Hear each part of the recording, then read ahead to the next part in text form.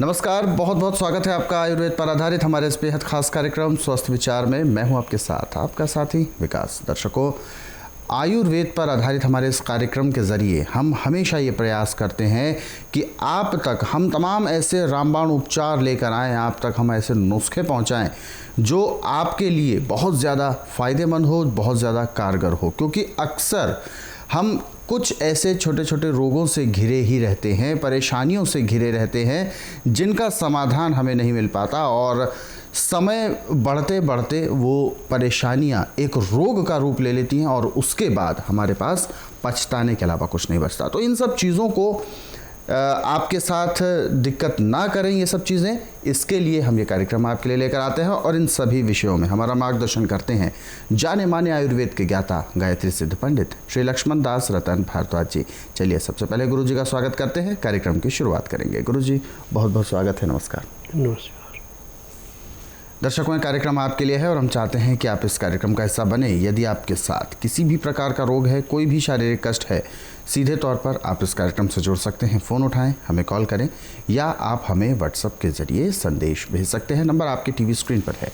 और इससे पहले कि हम कार्यक्रम की शुरुआत करें, आप सभी से मैं अनुरोध करूंगा, जब भी आप इस कार्यक्रम को देखने बैठें, कॉपी और पेन लेकर ज़रूर बैठा करें।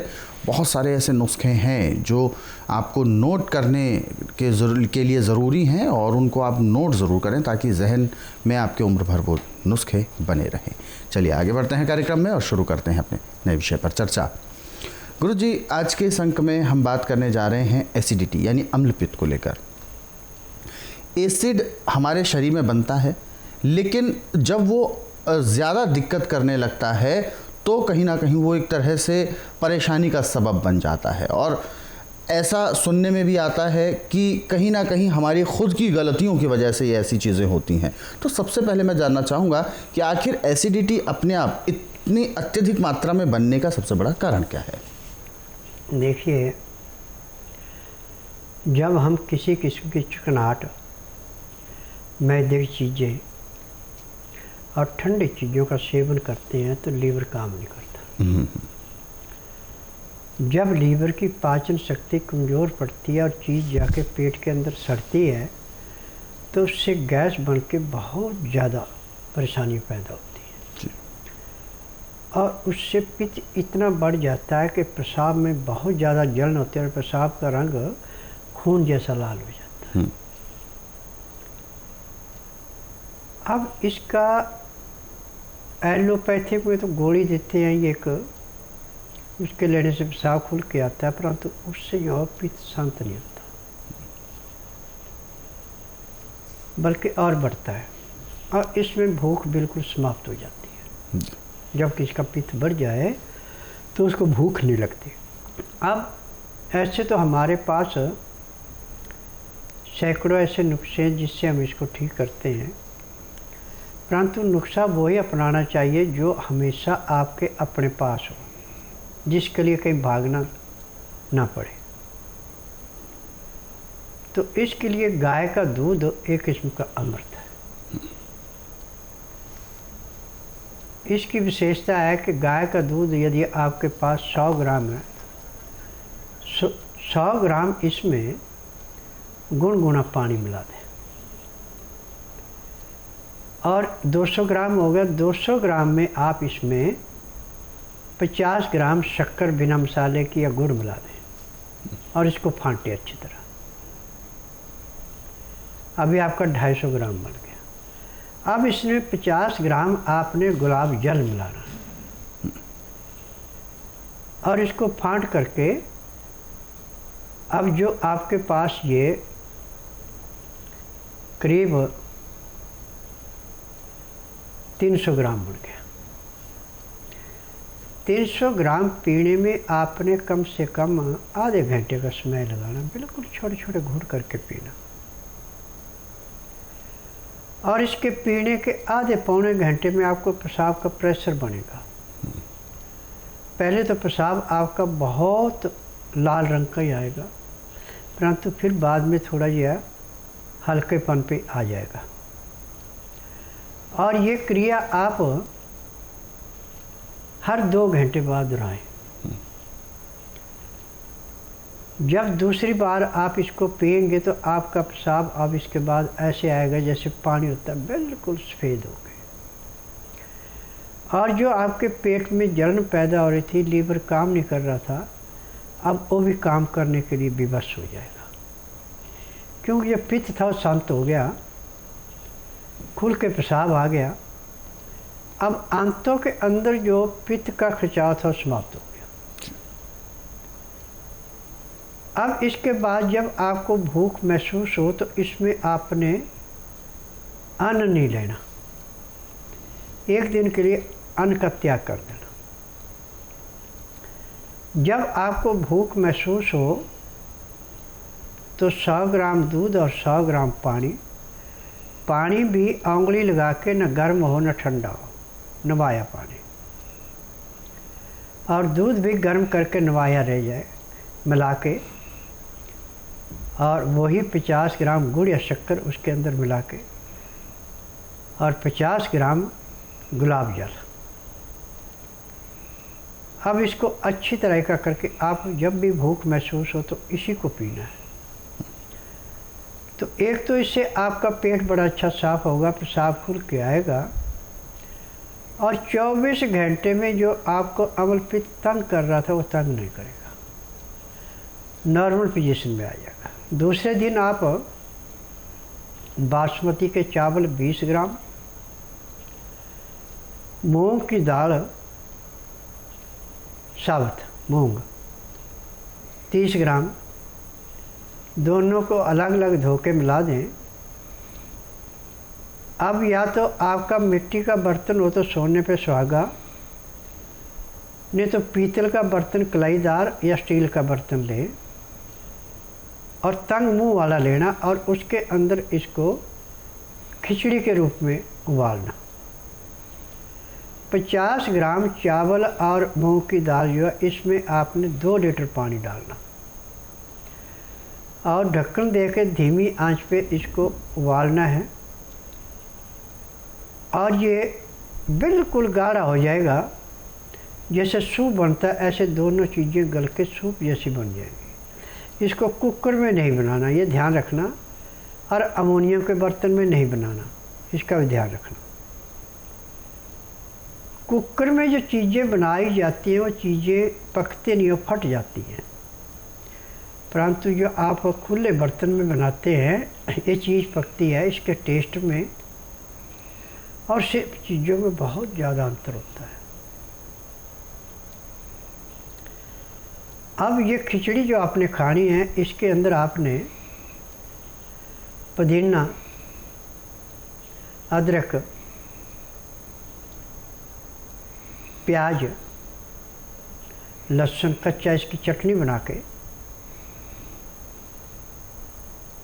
उसके अंदर घोल दें जो आपने खिचड़ी बनाई है। जब खाने लगे तो इसको मिलाएंगे तो आपको इसको खाने का टेस्ट भी अच्छा लगेगा और आपका खाना बड़ी जल्दी पचेगा। परंतु खाना खाते समय 2 गिलास 15 से 18 डिग्री गर्म पानी जिसमें लहसुन, प्याज, अदरक का रस मिला रखा है वो पीना अति आवश्यक है। उसका नियम है कि आपने 2-4 गिलास खिचड़ी की खाई या सूप बना रखा है उसके पिए, फिर 2 घुट पानी पिया। इसी प्रकार 1 घंटा खाने में पानी पीने में लगा दिया। उसके बाद दातन कूड़ा करके 5 मिनट के लिए आप वज्रासन बैठ जाएं। उसके बाद 10 मिनट के लिए आप घूमें तो आपको पेशाब का बड़ा प्रेशर आएगा। आप पेशाब को बैठ के करना, खड़े खड़े पेशाब नहीं करना। बैठ के पेशाब करेंगे आपको जो पेशाब के अंदर जलन थी, जो पीलापन था, बिल्कुल नहीं मिलेगा। बिल्कुल नॉर्मल पेशाब आएगा, जैसे नदी में बाढ़ आती ऐसे पेशाब आएगा और एक ही बारी में कम से कम आधा-पौना लीटर पेशाब आएगा।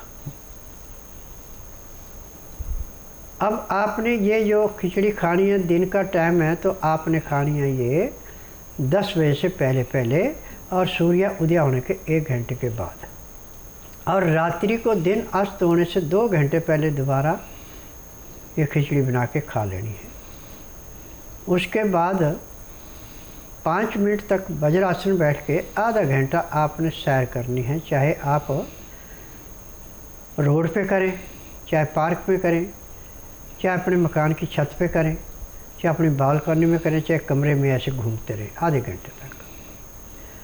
आधे घंटे के बाद बैठ के आप चाहे धार्मिक किताबें पढ़ें, चाहे धार्मिक सीरियल देखें, चाहे परिवार से अड़ पड़ोस से किसी से बातचीत करें, वो आपकी इच्छा है। ठीक रात 9 बजे सो के सुबह 4 बजे उठ के आपका पेट ऐसे साफ होगा जैसे सिर से बोझ उतारा। एक ही प्रेशर में पेट भी साफ और पेशाब भी खुल के आएगा। उसके बाद दातन कूड़ा करके आधा घंटा कपालभाति, 15 मिनट भस्त्रिका, 8-10 बार अग्निसार, 15-20 बार उज्जयी, 25-30 बार ब्रह्मणी, 1 घंटा लोन विलोन करना अति आवश्यक है। यदि आप इस क्रिया को करते हैं तो मैं दावे से कह सकता हूं कि अब आपका जो रोग है दिन दुगने रातें चौगुनी कटेगा। जहां पे डॉक्टरों ने हाथ खड़े कर दिए थे वहां पे आप 1 हफ्ते में पूर्ण रूप से स्वस्थ होके जब आप अपनी किसी भी लेबोरेटरी में टेस्ट कराएंगे तो आपका पित्त नहीं मिलेगा, आपके पेशाब में किसी किस्म का इन्फेक्शन नहीं मिलेगा, और डॉक्टर भी आपसे पूछेगा कि हमारी दवाई तो इतना फ़र्क नहीं डालती, आपने किया क्या है। तो आप उसमें संकोच न करें। ये विद्या बांटने से बढ़ती है, रखने से घटती है। तो आप बता दें कि हमने स्वास्थ्य विचार का प्रोग्राम देखा, उसने हमें गाय के दूध का, गुड़ का, पानी का और गुलाब जल का नुस्खा बताया था। उसको हमने अपनाया और उससे लाभ उठाया। क्योंकि जब आदमी को पैसा खर्च करने की आदत पड़ जाती है तो टेस्टों की तरफ ज़्यादा भागता है, जबकि आयुर्वेद में कोई भी टेस्ट किसी काम में नहीं आता। ये तो सिर्फ पैसा बर्बाद करने की बात है और टेस्टों में आपकी रिपोर्ट पूरी नहीं आती। स्वास्थ्य विचार एक मात्र ऐसा आश्रम है जिसमें पैर के तलुए से सिर के बाल तक की MRI, CT scan, x ray, ultrasound, ECG, sonography सब कुछ 5 सेकंड में हो जाते हैं। फिर उसके अनुसार दवाइयाँ खाने की हैं, दवाइयाँ पीने की हैं, मालिश करने के तेल हैं, आँख में, नाक में, कान में डालने की दवाइयाँ हैं। जहाँ जहाँ उस बीमारी का असर पड़ा वो सब दवाई इकट्ठे दी जाती है। और दवाई देने के 2 घंटे के बाद यानी रात शाम को 3:30 से 5 के अंदर एक्को प्रेशर किया जाता है। दवाई खा के मालिश करके एक्को प्रेशर कराते हैं तो चाहे कितना भी पुराने से पुराना रोग है उसी दिन 10 से 15% आराम मिल जाता है। और जब आप नियम से दवाई खाते हैं, परहेज करते हैं, तो 15 दिन में पुराने से पुराना रोग भी 50 से 60% समाप्त हो जाता है। महीने में रोग समाप्त होता है, दवाइयाँ बंद हो जाती हैं। मेरा नाम प्यारेलाल शर्मा है, मैं अमृतसर से आया हूँ। लास्ट ईयर मैंने अमृतसर में हाथों का ऑपरेशन कराया था। मेरे हाथों में ब्लड की सप्लाई रुक गई थी, तो इसलिए मैंने अमृतसर में ऑपरेशन करवाया था। यहाँ मैक्स हॉस्पिटल में चेक कराया तो उन्होंने बताया कि ऑपरेशन होगा। तो ऑपरेशन कराने के बाद साल बाद मुझे फिर बाजू में पेन होनी शुरू हुई है। तो मैंने फिर डॉक्टर को नहीं चेकअप कराया, हमारे रिलेटिव यहाँ से ठीक होकर गए थे। तो मैंने उनसे पूछा तो उन्होंने इनका एड्रेस दिया है स्वामी का। स्वामी से अब मैं दवाई ले रहा हूँ और परसों मैंने चेक कराया था। आज मुझे 70% फ़र्क लग रहा है, बाजू बिल्कुल ठीक लग रही है। पर पहले पेन काफ़ी हो रहा था, अब मैं आगे से बैठ रहा हूँ। मेरा नाम मरियम शरीफ है और मैंने हॉस्पिटल ज़्यादातर दिल्ली के अंदर मैंने ऑल इंडिया मेडिकल इंस्टीट्यूट में भी इलाज किया, बाहर भी प्राइवेट में भी किया। अब मेरे को कुछ आराम नहीं मिला। और जो है हमारे एक पड़ोसी है, उन्होंने ये आपके पास से दवा लिखा है तो उन्होंने बताया कि यहाँ पर आपका इलाज हो सकता। फिर हमने आए तो बाबा ने मेरा नाभि हाथ देखे और मुझे दवाई दी है और फिर बताया कि 4 बजे तक वेट कर लेना। फिर 4 बजे मैंने आई तो फिर ये मसाज टाइप कुछ होता है, उन्होंने वो किया है तो मेरा गर्दन में आराम मिला और शोल्डर में और मेरा पैर में भी काफ़ी आराम है मुझे। फिलहाल दर्शक हैं हमारे साथ लाइन पर, आइए उनसे बात करते हैं। हेलो। हेलो जी, नमस्कार। क्या नाम है गुड़िया आपका? की प्रियंका। प्रियंका जी, कहाँ से बात कर रही हैं आप? राजस्थान से बात है। अपना सवाल पूछिए, क्या समस्या है आपकी? Allergy infection. एलर्जी हो रखी है छोटे बच्चे को? जी गुरु जी। देखिए बेटा, छोटे बच्चे की एलर्जी का जो उपचार है वो आप टीबी के माध्यम से ना कराएं, ना होगा। क्योंकि बच्चे को किसी चीज़ के गलत खाने से एलर्जी है या आपके खान पान में कोई ऐसी वस्तु दी गई है जिससे एलर्जी हुई है, वो नाड़ी परीक्षण के बाद पता लगे, दवाई देंगे तो 15 दिन में उसकी एलर्जी बिल्कुल समाप्त हो जाएगी। मनगढ़ंत तरीके से यदि आप टीबी के माध्यम से उपचार करेंगे तो उससे फ़ायदे के बजाय नुकसान भी हो सकता है। नुकसान होगा तो मुझे गालियाँ मिलेंगी, कोई फ़ायदा नहीं है। तो आप ऐसा कीजिए, बुधवार छोड़कर गुरुवार से लेकर मंगलवार के बीच में इसको मेरे आश्रम में लाइए। जिस दिन लाना उस दिन रात्रि 10 बजे तक खिला पिला के दातन कूड़ा करा के सुला दें। सुबह 9 से 10 के अंदर इसका नामकरण कराएं। 10 से 12 में नाड़ी परीक्षण करूँगा। नाड़ी परीक्षण में मैं बोलूँगा कि इसको तकलीफ़ है, अपने मुँह से कुछ नहीं बोलना। फिर दवाइयाँ दी जाएंगी। दवाइयाँ खाने की हैं, पीने की हैं, मालिश करने के तेल है, आँख में नाक में डालने की दवाइयाँ हैं। जब इन दवाइयों का आप प्रयोग करेंगे और शाम को 3:30 बजे तक रुकेंगे तो उसी दिन इसकी एलर्जी में कम से कम 25 से 30% का आराम मिल जाएगा और 15 दिन में एलर्जी बिल्कुल समाप्त हो जाएगी। जी, तो प्रियंका जी, बच्ची जब छोटी है तो उसके लिए अभी से आपको सीरियसली बहुत ज़्यादा सावधान रहने की ज़रूरत है और उसके लिए आपको करना है कि बस जल्द से जल्द बच्चे को लेकर स्वास्थ्य विचार आश्रम आना है ताकि इस तरीके के रोग से वो जल्द से जल्द निजात प्राप्त कर सके। क्योंकि बच्चा जब छोटा होता है तो उसके रोग को ज़्यादा सीरियसली लेकर, यानी गंभीरता से लेकर उसको जल्द से जल्द उस रोग को ख़त्म करना होता है। क्योंकि यदि उसकी उम्र बढ़ती जाती है तो रोग भी उतना ही विकराल होता जाता है और बाद में पछताने के अलावा कुछ नहीं बचता। तो इसलिए बिल्कुल देर ना करें, उनको लेकर आएँ। और कोई भी अधिक जानकारी यदि आप लेना चाहते हैं तो आप स्वस्थ विचार आश्रम के हेल्पलाइन नंबर पर कॉल भी कर सकते हैं। फिलहाल अगले सवाल की ओर रुख करते हैं। अगला सवाल हमें भेजा है राजेश जी हैं बिजनौर उत्तर प्रदेश से। इन्होंने अपना सवाल भेजा है कि बुखार हो रहा है इन्हें, खांसी भी हो रही है, शाम दोपहर में तो ठीक रहती है लेकिन रात में ज़्यादा समस्या होती है, सिर में एक दर्द बना रहता है और बलगम बहुत आ रहा है। देखिए, ठंडा पानी, बेटैमा खाना, पंखा, कूलर, एसी इस बीमारी को दिन दुगने रात चौगुनी बढ़ाता है। यदि बुखार के लिए आप पैरासीटामोल खा रहे हैं तो वो भी नुकसान करेगा। बुखार को समाप्त करने के लिए, नज़ले जुखाम खांसी को समाप्त करने के लिए लहसुन प्याज अदरक का रस निकाल के शहद में मिला के आप जितना ज़्यादा से ज़्यादा ले सकते हैं उतना लें। परंतु एक बारी में 1 चम्मच तीनों चीज़ों का होना चाहिए और 2 चम्मच शहद में मिला के चाटें। ऊपर से गाय या बकरी का दूध मिले तो 1 गिलास वो पीना है। 1 गिलास पीने में भी कम से कम आधे घंटे का समय लगाना। परंतु दूध का टेम्परेचर 15 डिग्री से ज़्यादा ना हो और 15 से कम भी ना हो। 15 से 18 डिग्री के अंदर का दूध पीना है। इससे ऊपर का दूध भी आपको लाभ नहीं देगा। यदि आप हर 3 घंटे बाद एक खुराक लेते हैं ताज़ी बना के, तो ना तो आपको खांसी रहेगी, ना जुकाम रहेगा, ना सिर में भारीपन रहेगा और आपका बलगम भी सारा लैट्रिन बाथरूम के रास्ते निकल जाएगा। जो भी परेशानियां हैं ये सिर्फ हमारे गलत खान पान से, गलत रहन सहन से होती हैं। यदि हमारा खान पान सही है तो हमें रोग ही कोई नहीं है। मैदे की चीज़ें, तली हुई चीज़ें, बासी खाना, बेटैमा खाना, पानी ठंडे से ठंडा पीना, ये रोग को बढ़ोतरी करता है, रोग को काटता नहीं।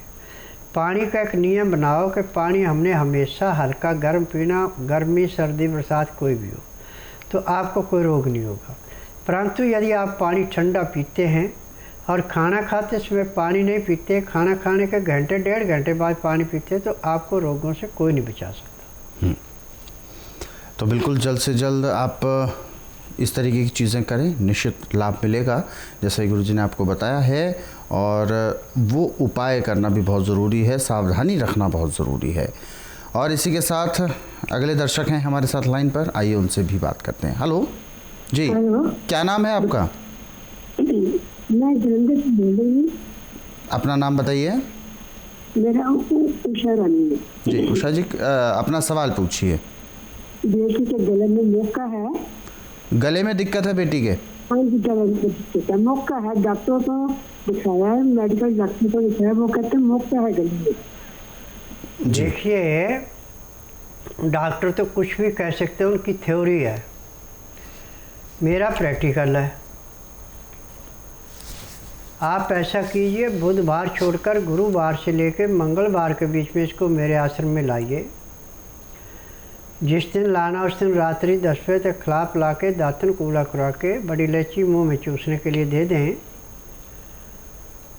सुबह दातन कूला करके फ्रेश होके बिना खाए पिए 9 से 10 के अंदर इसका नामकरण कराएं। 10 से 12 में इसका नाड़ी परीक्षण करूँगा।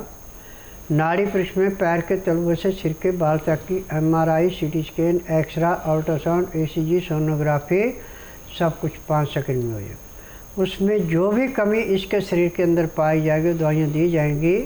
दवाइयाँ खाने की हैं, दवाइयाँ पीने की हैं, मालिश करने के तेल हैं, आँख में, नाक में, कान में डालने की दवाइयाँ हैं।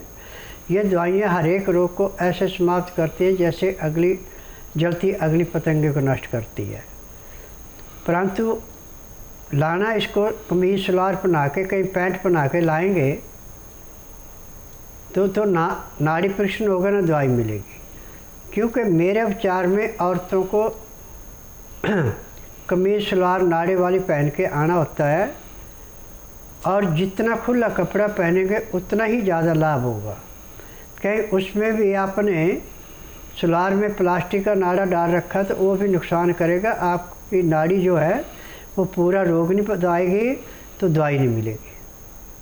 तो हमारे इन कार्यक्रमों में जो नुस्खे आपको बताए जाते हैं, इन कार्यक्रमों को जो आप इस समय कार्यक्रम देख रहे हैं, ये कार्यक्रम यदि आप अपने सरल और सुविधाजनक समय पर बाद में भी देखना चाहते हैं तो YouTube के ज़रिए भी देख सकते हैं। हमारा YouTube चैनल स्वस्थ विचार सेहत की बात, या आप संस्कृति TV चैनल के YouTube पेज पर आप देख सकते हैं। ये तमाम वीडियोस को, तमाम कार्यक्रमों को आप देखें ज़रूर, और ख़ास तौर पर इनको ज़रूरतमंदों तक शेयर भी ज़रूर करें।